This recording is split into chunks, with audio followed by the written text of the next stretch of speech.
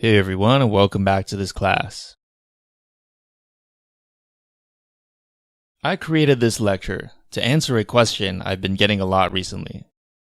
As you may have heard, Yoshua Bengio recently announced that development on Theano is going to stop after version 1.0. I posted about this on my website, lazyprogrammer.me, on September 29th, 2017, in case you want to go check out the post. A lot of people have interpreted this announcement to mean that Theano is dead. I think that's a bit of an overstatement, and in this lecture I will explain why.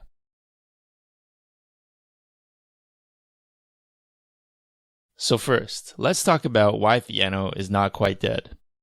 Well, if you go over to their GitHub page, you'll see that their latest release is in fact 1.0.1.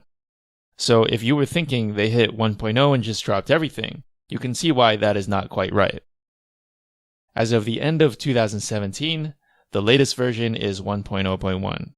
We have yet to see if there will be releases after this.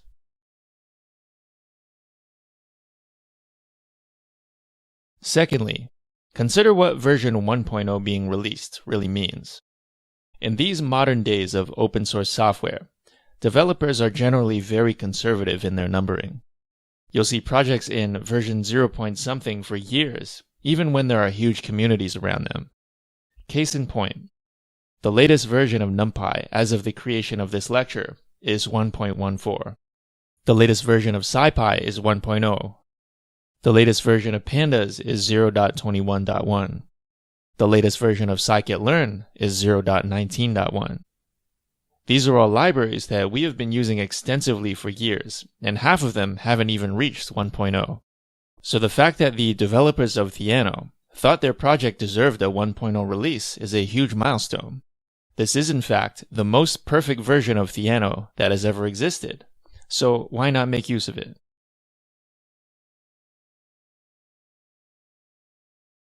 It's also important to keep in mind that this is software.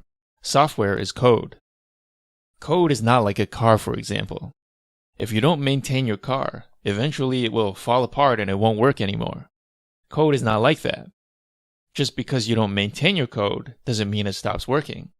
So rest assured, you don't have to be afraid that no one is maintaining Theano. It's not going to break on you.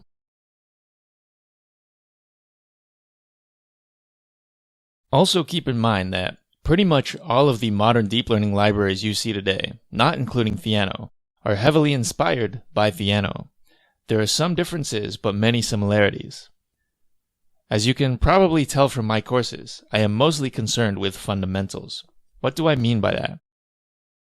Well, as an example, I believe that in order to teach someone how to add, you have to teach them a fundamental understanding about addition.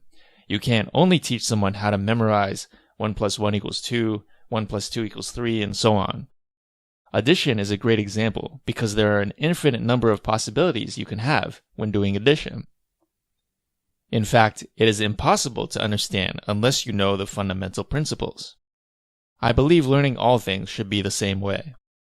So when you learn Theano, it's not about the syntax. It's about learning the basic fundamentals of how Theano does things. It's very different from regular NumPy programming. You are not programming with numbers. You're programming with variables.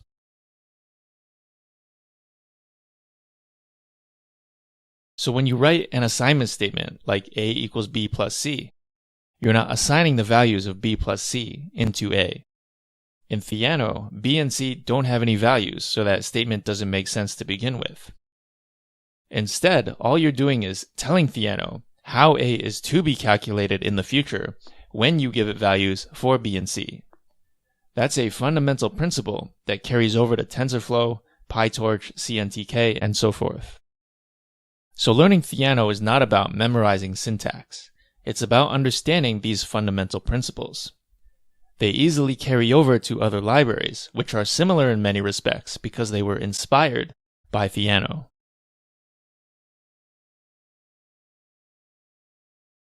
Also keep in mind that most deep learning libraries came out much later than Theano. They are still in their very early stages of development. In some cases, that means they don't even have a lot of features yet. For example, array indexing. Easy to do in Theano, not so easy or impossible in other libraries. I go more in depth about these differences in my Theano versus TensorFlow lecture in Deep Learning Part 2, otherwise known as Modern Deep Learning in Python. So if you're looking for a certain special functionality, be mindful that the library you're working with may not even include it to begin with.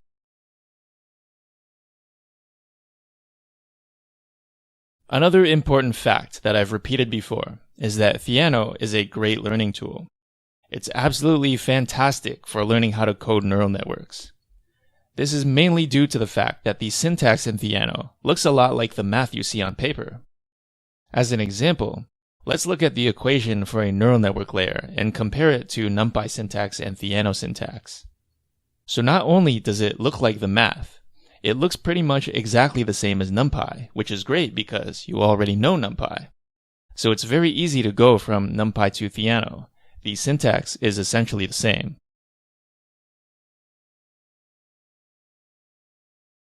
As an anti-example to this, let's look at some CNTK code. So here's the code for creating the neural network layers and specifying the cost. Here's the code for the training loop, which of course isn't an actual loop because the loop happens internally. So out of this 100 lines of code, where can we even find the equations for a neural network layer? They are in fact nowhere to be found. Let's look at this code for loading in the data. We can see how unintuitive this looks. It's not clear what format the data has to be in for these functions to work, nor is it clear how we can customize these functions for different types of data. This isn't to say that CNTK is bad, I just picked a random example. But it just goes to show that, compared to Theano and what we know about scikit-learn and NumPy, it's not easy to go from one to the other. The most important drawback, however, is that this code bears almost no relation to the theory and algorithms we discuss in deep learning. Theano is nice because there is a smooth transition from math to NumPy to Theano code. It all pretty much looks the same. Everything you see in the math and the pseudocode happens in the actual code. With libraries like this, you end up looking through documentation and trying to figure out what is the right function to call. And as I mentioned before, it may not even exist. So you'll just be looking and looking forever.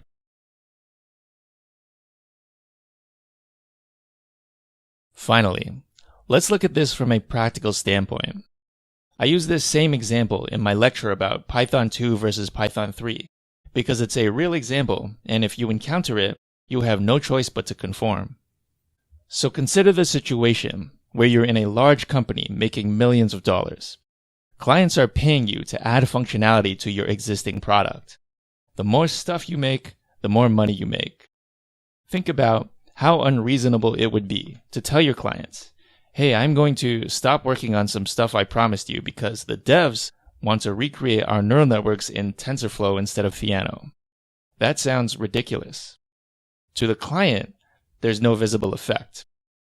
As a client, it sounds like you're telling me you want to spend months writing code so that you can replace a neural network with another neural network that gives me the exact same result as the old neural network. Well, firstly, you're not getting paid for that.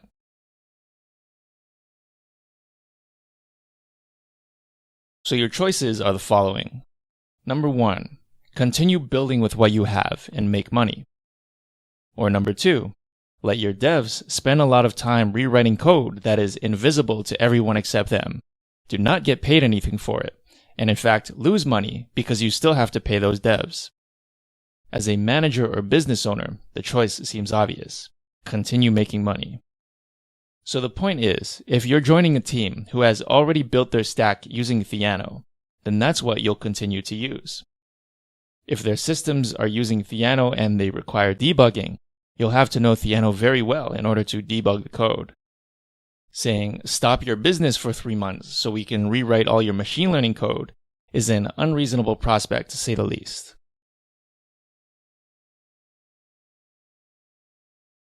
So I hope this lecture has convinced you that immediately shying away from Theano upon hearing that development has stopped is a bit of an overreaction.